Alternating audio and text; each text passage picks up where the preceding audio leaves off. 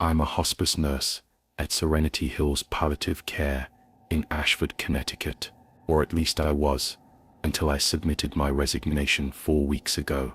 You can call me Rebecca Hartwell if you want, though most people in the end-of-life care unit just called me the Midnight Nurse. During my 21 years there, I've guided over 300 patients through their final journeys, witnessed every conceivable type of death, serene departures, surrounded by loved ones, sudden cardiac arrests in the middle of the night, and the agonizing slow declines that stretch on for months, while families watch helplessly. But what I'm about to tell you about is the one case that made me question everything I thought I knew about death, the supernatural, and what happens in those mysterious final moments when the veil between life and whatever comes next becomes impossibly thin, and ultimately led me to abandon hospice nursing entirely. Serenity Hills Palliative Care is one of the most respected hospice facilities in New England, serving patients across Hartford County and the surrounding regions. It's a 150-bed facility that specializes in compassionate end-of-life care, advanced pain management, and comprehensive family support services. The facility sits on 20 acres of beautifully landscaped grounds, with gardens, walking paths, and quiet meditation spaces designed to provide comfort to families during the most difficult period of their lives. During my 2 decades there, I worked exclusively the midnight shift, the 11 p.m. to 7 a.m. rotation, when the building settles into its nighttime rhythm, when visiting hours end and families reluctantly go home to rest, leaving their loved ones in our care during those vulnerable hours when death most often comes calling. Midnight shift hospice nursing is unlike any other medical specialty. You become a guardian of final moments, a witness to humanity's most profound transitions, and you develop an almost supernatural ability to sense when someone's time is approaching. You learn to recognize the subtle changes, the particular quality of breathing that signals the beginning of the end, the way a patient's eyes focus on something just beyond your vision, the strange peace that often settles over people in their final hours. Over 21 years, I thought I had seen everything death had to offer. I was wrong. The case I'm about to tell you about began long before I ever met the patient. It started in the spring of 2018, in the affluent suburb of Westfield, Connecticut, about 30 miles southwest of Ashford. Dr. Eleanor Vasquez was 72 years old and had spent the last 15 years of her career as the head psychiatrist at Connecticut Valley Hospital, one of the state's premier mental health facilities. Eleanor, or Dr. Vasquez to everyone who knew her professionally, was a woman of extraordinary intelligence, unshakable rationality, and fierce independence, who had dedicated her life to understanding the human mind and helping people navigate their darkest psychological struggles. Eleanor had never married, a choice she made early in her career, when she decided that her calling was to heal minds rather than build a traditional family life. She lived alone in a stately colonial house that had belonged to her parents, surrounded by an extensive library of psychiatric journals, medical textbooks, and classical literature. Her only regular companion was her Persian cat, Minerva, named after the Roman goddess of wisdom, a choice that perfectly reflected Eleanor's scholarly nature and dry sense of humor. Dr. Eleanor Vasquez was known throughout the Connecticut medical community as someone who approached mental health with scientific precision and healthy skepticism. She had no patience for what she called supernatural nonsense, anything that couldn't be measured, tested, or explained through established psychological or neurological principles. During her 45-year career in psychiatry, she had treated thousands of patients who claimed to see things that weren't there, hear voices that didn't exist, or experience paranormal phenomena. Eleanor attributed all such experiences to chemical imbalances, psychological trauma, medication side effects, or simple delusions brought on by mental illness. She was in every sense of the word, a rational materialist, who believed that consciousness was simply a byproduct of brain chemistry, and that death was nothing more than the permanent cessation of neurological activity. In March 2018, during what should have been the early stages of a comfortable retirement, Eleanor was diagnosed with stage 4 ovarian cancer. The diagnosis came as a complete shock. She had always been meticulous about her health, underwent regular medical checkups, and had no family history of cancer. The oncologist at Hartford Hospital delivered the devastating news with the clinical directness that Eleanor herself had used throughout her psychiatric career. The cancer was advanced, had already spread to multiple organs, and even with aggressive treatment, her prognosis was measured in months, not years. Eleanor approached her cancer diagnosis with the same analytical methodology she had applied to every challenge in her professional life. She researched treatment options extensively, consulted with multiple oncologists, and made carefully reasoned decisions about her care based on statistical probabilities and quality of life considerations. She chose to undergo chemotherapy, not because she believed it would cure her cancer, but because the data suggested it might extend her life by several months, and potentially reduce some of her symptoms during the disease's progression. For nearly 2 years, Eleanor battled her cancer with characteristic determination and intellectual rigor. She continued reading medical journals, maintained detailed records of her symptoms and treatment responses, and approached each setback with the dispassionate analysis of a researcher studying an interesting case. She lived alone throughout her illness, refusing offers of help from colleagues and acquaintances, insisting that she was perfectly capable of managing her own care, and that she preferred to face her illness with the same independence that had defined her entire adult life. By the winter of 2019, it became clear that Eleanor's cancer was winning the battle. The chemotherapy that had initially showed promise was no longer effective, and she was experiencing severe abdominal pain, chronic fatigue, and the kind of weight loss that indicated her body was beginning to shut down. Her oncologist at Hartford Hospital broached the subject that Eleanor had been intellectually prepared for, but emotionally dreading. It was time to consider transitioning from curative care to comfort care. It was time to discuss hospice. This is where I entered Eleanor's story, though it would be several more months before I actually met her.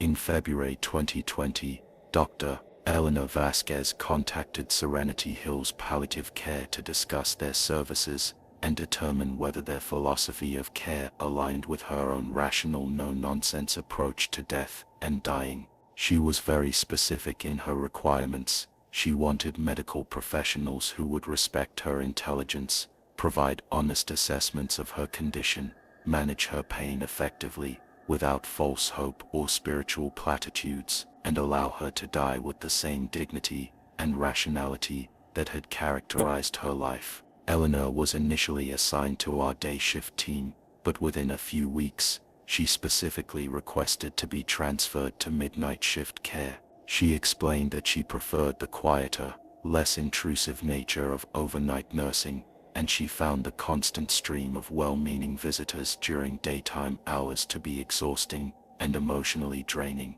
As the senior midnight shift nurse with over 20 years of experience, I was assigned as Eleanor's primary overnight caregiver.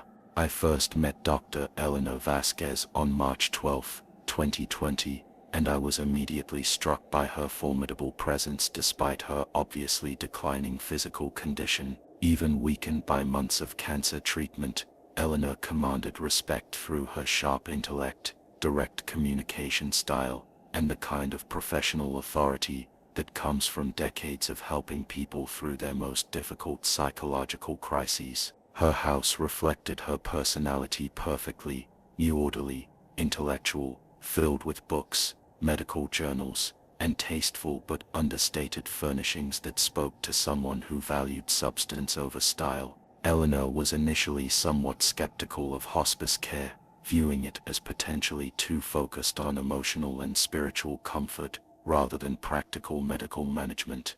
During our first several conversations, She made it very clear that she had no interest in discussions about the afterlife, spiritual preparation for death, or what she called sentimental nonsense about peaceful passings and reunions with deceased loved ones. She wanted effective pain management, honest medical assessments, and to be treated like the intelligent, educated professional she was rather than a fragile, elderly woman who needed to be protected from difficult truths. I found Eleanor's approach refreshing. Actually, many hospice patients and families struggle with accepting the reality of approaching death, and they often need extensive emotional support and gentle guidance to process their fears and grief. Eleanor had already done that psychological work herself. She understood her diagnosis, accepted her prognosis, and wanted to manage her remaining time with the same rational planning that had guided her psychiatric career.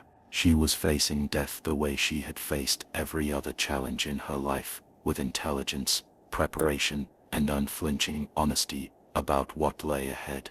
Over the spring and early summer of 2020, I visited Eleanor 3 times per week for comprehensive overnight assessments. Her condition followed the expected trajectory of advanced ovarian cancer, gradual but steady decline, increasing pain that required careful medication management, periods of fatigue that left her unable to maintain her usual activities, and the slow physical deterioration that comes when cancer spreads throughout the body's vital systems.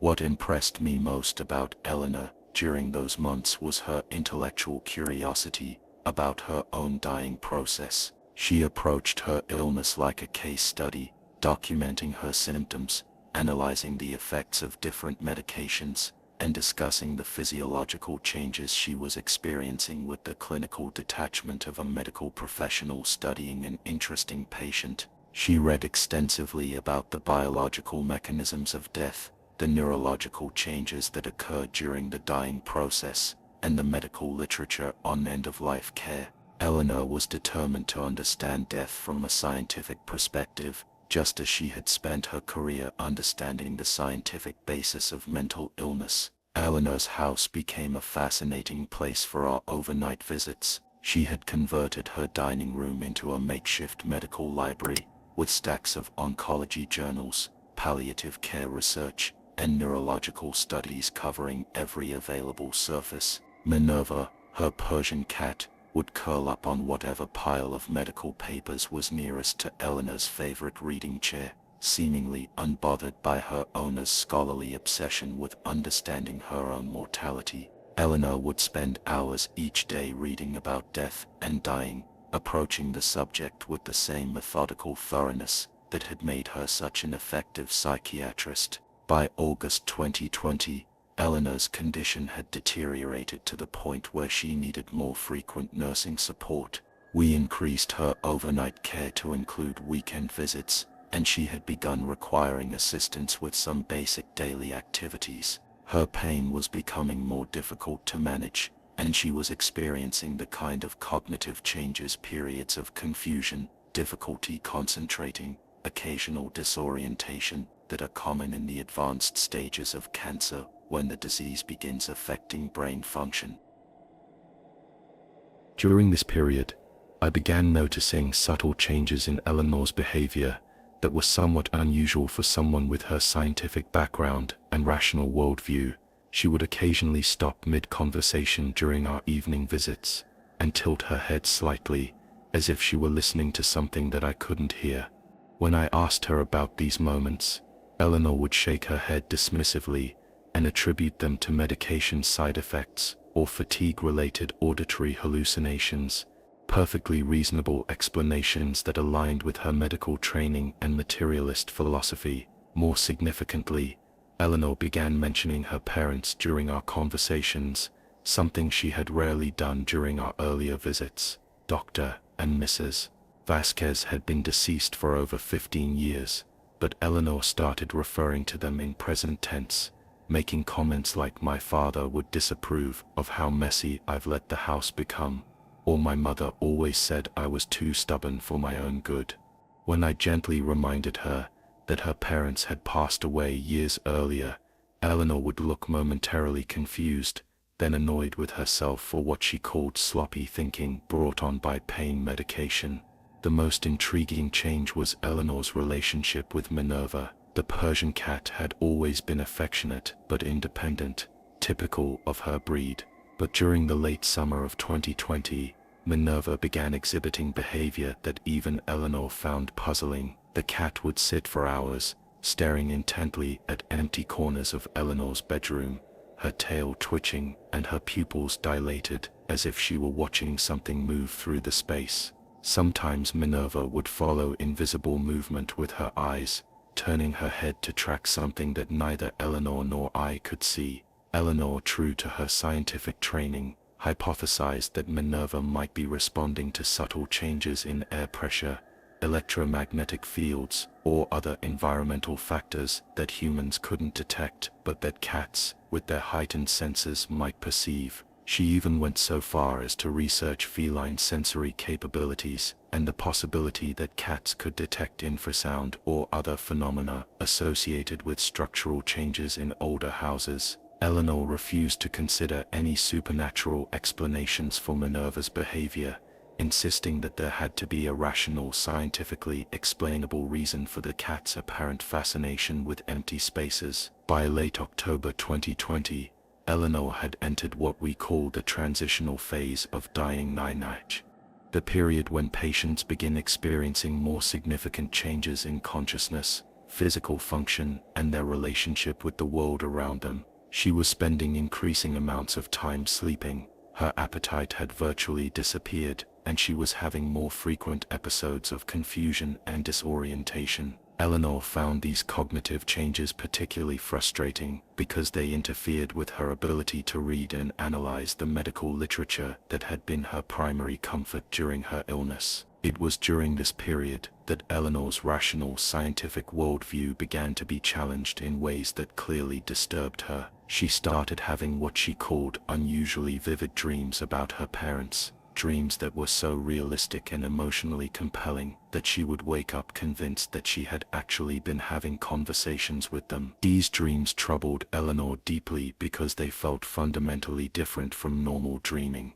more coherent, more interactive, and more emotionally satisfying than anything she had experienced during her career studying human consciousness and sleep patterns. Eleanor began documenting these dreams in a journal, analyzing them with the same methodical approach she had applied to her cancer symptoms. She recorded the content of each dream, noted any recurring themes or patterns, and researched the neurological mechanisms that might explain why her dying brain was producing such vivid and realistic experiences. She hypothesized that the combination of her medication, the metabolic changes associated with advanced cancer, and the neurological effects of approaching death were creating a perfect storm of conditions that could generate unusually powerful hallucinations. But even as Eleanor developed rational explanations for her experiences, I could tell that she was privately disturbed by their emotional impact. She confided to me during one of our late-night conversations that the dreams felt more real than real, and that she was beginning to look forward to sleep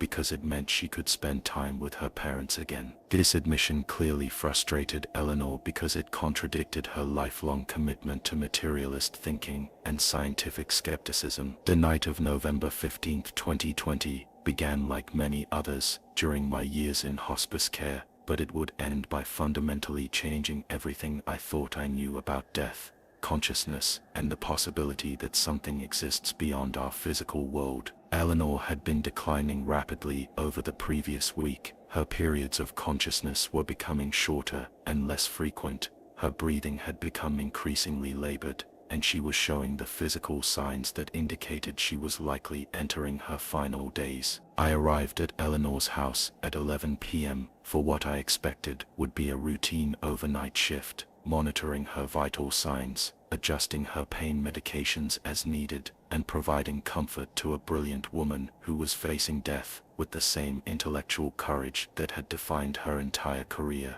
Eleanor was sleeping when I arrived, her breathing shallow but relatively stable, with Minerva curled up on the bed beside her, as the cat had taken to doing during Eleanor's periods of decline. The house felt different that night in ways I couldn't initially identify. There was a quality to the silence that seemed deeper than usual, and Minerva was behaving strangely, more alert and focused than I had seen her in weeks. The cat kept looking toward the bedroom doorway, as if she expected someone to walk through it, and occasionally she would purr softly, despite the fact that Eleanor was sleeping and not interacting with her. At approximately 2:30 a.m., Eleanor suddenly opened her eyes with a clarity and alertness that I hadn't seen from her in days. But instead of looking at me or acknowledging my presence, she turned her head toward the corner of the bedroom where Minerva had been staring for weeks, and her face broke into a smile of pure joy and recognition.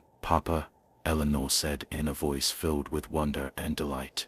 "Mama, is it really you?" And then Dr. Eleanor Vasquez, the rational psychiatrist who had spent 45 years dismissing supernatural experiences as delusions, began having an animated, joyful conversation with people that only she could see. And then Dr. Eleanor Vasquez, the rational psychiatrist who had spent 45 years dismissing supernatural experiences as delusions, began having an animated, joyful conversation with people that only she could see. I stood frozen beside Eleanor's bed, watching a scene that defied everything I thought I knew about death, consciousness, and the nature of reality itself. Eleanor's face was radiant with joy, her eyes bright and focused on the corner of the room where nothing existed except empty space and shadow. But she was clearly seeing something or someone that filled her with overwhelming happiness and recognition. "I missed you both so much," Eleanor said, her voice strong and clear in a way I hadn't heard in weeks.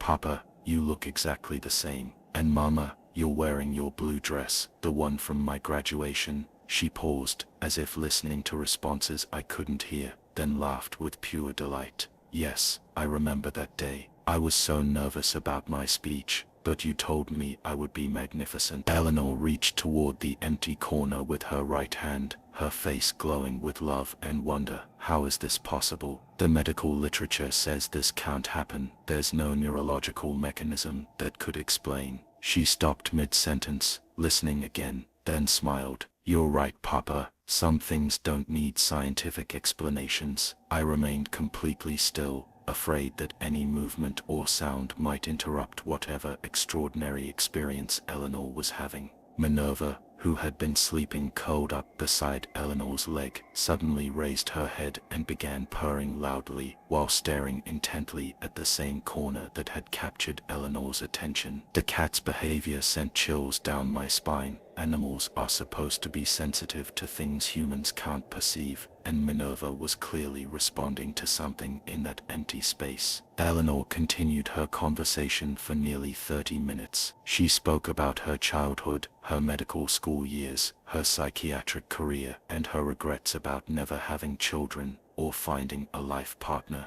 She laughed at things her invisible companions said, answered questions I couldn't hear, and occasionally wiped away tears of joy. Most remarkably, her personality seemed completely unchanged. She was still the intelligent, articulate, slightly formal Dr. Eleanor Vasquez I had come to know, but she was experiencing emotions and expressing warmth in ways I had never witnessed during our months of professional interaction.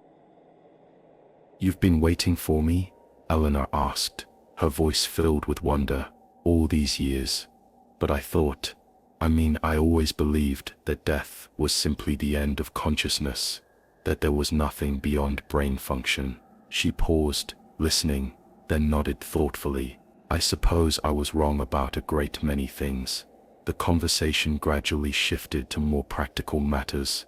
Eleanor asked questions about what would happen next, whether she would suffer during the dying process, and how long she had before she would join her parents permanently. She seemed to be receiving reassuring answers, because her expression remained peaceful and even anticipatory, rather than fearful. Then Eleanor turned her head toward me, for the first time since her impossible conversation had begun. Her eyes were completely lucid, and filled with a serenity I had never seen in any patient during my 21 years in hospice care. "Nurse Rebecca," she said calmly, "my parents are here. They've come to help me transition to whatever comes next. I know this sounds medically impossible, and 6 months ago I would have insisted that what I'm experiencing is nothing more than hallucinations caused by medication and oxygen deprivation, but I'm completely alert and oriented, and they're as real to me as you are." I found my voice, though it came out as barely a whisper. "Eleanor, how do you feel? Are you in any pain?" "No pain at all," she replied with a peaceful smile. "For the first time in months, I feel completely comfortable, and I'm not afraid anymore." Dave explained that dying isn't what I thought it would be. It's more like coming home. Eleanor spent the next hour moving between conversation with her invisible parents and explaining to me what she was experiencing. She described their appearance in vivid detail. Her father wearing his favorite professor's jacket with patches on the elbows, her mother looking exactly as she had 20 years earlier, both of them surrounded by a soft, warm light that seemed to emanate from within, rather than from any external source. "They're telling me about other patients you've cared for," Eleanor said at one point, looking directly at me. "They say Mrs. Henderson, the elderly woman with lung cancer who died last spring, is doing well, and the young man with brain cancer who passed in August, David Morrison. He wants you to know that his family's grief will ease with time, and that he appreciated how gently you cared for him during his final nights." I felt the hair on my arm stand up. Mrs. Henderson and David Morrison had indeed been my patients, both of whom had died during the exact time periods Eleanor mentioned, but Eleanor had never met either of them, and I had never discussed my other patients with her. There was no way she could have known their names, their diagnoses, or the specific details she was sharing about their deaths and families. "How do you know about Mrs. Henderson and David?" I asked, my voice trembling. Eleanor looked puzzled for a moment, as if she hadn't realized she was sharing information she shouldn't possess. "They're my parents. They say they've met many of the people you've helped transition. There's apparently some kind of community, a place where consciousness continues after physical death. They're describing it as," she paused, concentrating, "as more beautiful and peaceful than anything we can imagine from our limited physical perspective." Over the following hours, Eleanor's remarkable lucidity continued. She spoke with her parents about practical matters, what would happen to Minerva after her death, how her professional papers should be handled, messages she wanted conveyed to former colleagues. She also shared profound insights about consciousness, death, and the nature of human existence that seemed to come from knowledge she was gaining in real time, rather than from her extensive medical and psychological training. "Consciousness isn't produced by the brain," Eleanor told me during one of our conversations that night. "The brain is more like a radio receiver that picks up consciousness from somewhere else. When the brain stops functioning, consciousness doesn't end, it just returns to its source. It's so much more complex and beautiful than I ever imagined." These philosophical discussions continued until approximately 6 a.m., when Eleanor's extraordinary period of lucidity began to fade. Her conversations with her parents became less frequent and more difficult for her to maintain. She would speak a few words, then appear to lose focus, then reconnect briefly, before drifting away again. By sunrise, Eleanor had returned to the more typical pattern of a patient in the final stages of dying, periods of sleep interrupted by occasional moments of minimal awareness. But something fundamental had changed. The fear and resistance that had characterized Eleanor's approach to death during our months of care had completely disappeared. She seemed to be at perfect peace, occasionally smiling, as if she were listening to comforting voices, sometimes reaching toward empty spaces, as if accepting help from invisible companions. Eleanor died peacefully 3 days later, on November 18, 2020, at 4:17 a.m. I was with her during her final hours, and her transition was the most serene death I had witnessed in my entire hospice career.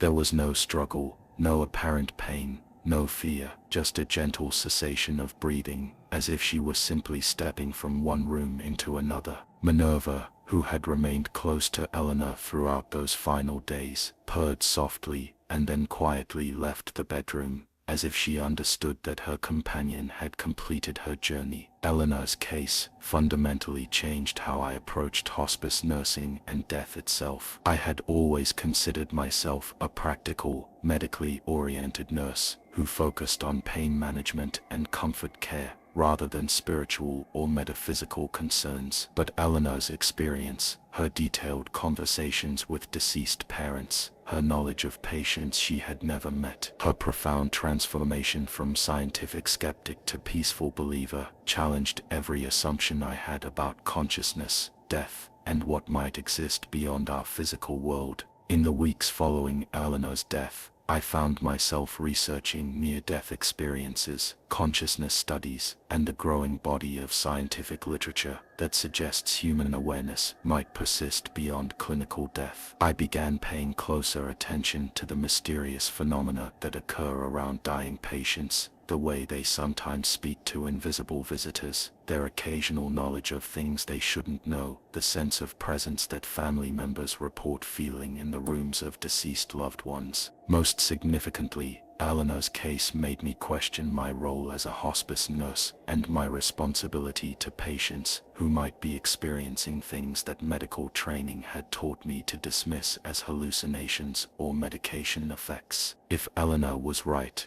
if consciousness does continue beyond physical death, if dying patients are sometimes receiving visits from deceased loved ones who come to help them transition, then my job was not just to manage pain and provide comfort, but to remain open to experiences that transcend our current medical understanding. The weight of these questions began affecting my ability to function effectively as a hospice nurse. I found myself wondering about every patient who claimed to see deceased relatives, every family member who reported sensing their loved one's presence after death, every moment of inexplicable peace that settled over dying patients in their final hours. Had I been missing something profound and important during my entire career? 6 months after Eleanor's death, I was caring for another patient who began having detailed conversations with her deceased husband. As I watched her face light up with joy while she spoke to someone I couldn't see, I realized that I could no longer approach such experiences with clinical detachment. Eleanor had shown me that death might be far more mysterious and beautiful than medical science currently understands, and that realization had forever changed my relationship with my work. I submitted my resignation from Serenity Hills Palliative Care 3 weeks later. In my resignation letter, I explained that I was leaving to pursue other opportunities, but the truth was that Eleanor's case had fundamentally altered my understanding of life, death, and consciousness in ways that made it impossible for me to continue practicing traditional hospice nursing. Eleanor's case remains the most profound and unexplainable experience of my medical career. It taught me that consciousness might be far more complex and enduring than we currently understand, and that the boundary between life and death might be far more permeable than medical science acknowledges. Most importantly, it showed me that approaching death with openness rather than fear can transform the dying process from something terrifying into something transcendent. Dr. Eleanor Vasquez shouldn't have been able to have coherent conversations with deceased parents, according to everything we know about brain function and terminal illness. But she did, and in doing so, she gave me the gift of understanding that death might not be an ending at all, but rather a beginning of something far more wonderful than we can imagine from our limited physical perspective.